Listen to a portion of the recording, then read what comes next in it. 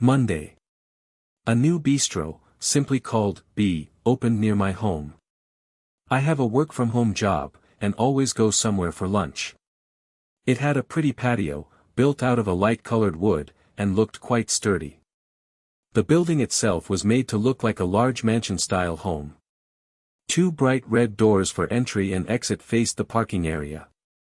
I pulled the entry door, festooned with a cheery sign reading, "Come on in," and walked into the ordering area. To my delight, this place had old-school chalkboards for the menus, rather than the high-tech flat screens that seem to be at most corporate places now. Off to my left hung a sign over the service counter, "Order here," so I stepped over there. Momentarily, an order taker stepped over. He appeared to be 20 or 21, wasn't sure which exactly. Beautiful blonde tresses hung comfortably off his head, just long enough to touch his upper shoulders. He had what many would probably call baby face, no creases, no mustache, no facial hair, and a very slightly round face shape. Two grayish-blue eyes looked back at me, along with a smallish nose, and a mouth that looked like it smiled, genuinely, a lot. He instantly struck me as friendly and approachable. His general vibe struck me as that of an upbeat, sensitive, gentle, dapper individual hailing from a wealthy family.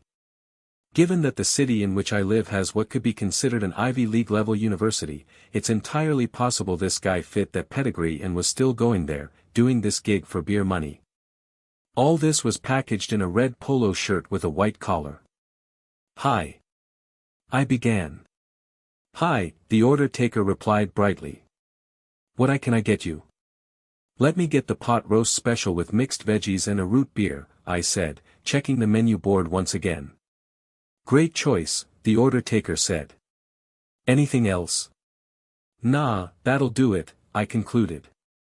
"I'm hungry but not ravenous." "Well, this will fill you up for sure," the order taker said, punching my order into the POS.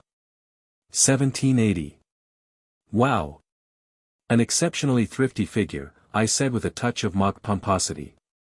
The order taker laughed an open-mouthed smile, such lovely teeth he had.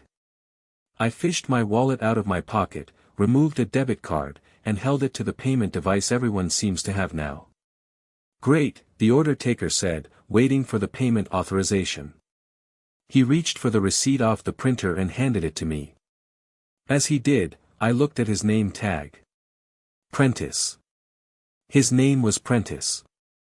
The receipt confirmed it, "Cashier, Prentice," it read. Prentice sounds like a bit of a blue blood name, so the Ivy League association in my mind didn't seem far off. He looked at me with a slight smile. "Do you work in public television?" he asked me, point blank. "Public television? Wow. I've been thought of as a lot of things, but not something quite that niche. I have watched more than my share of public TV, though, from documentaries to British sitcoms. Maybe that's why."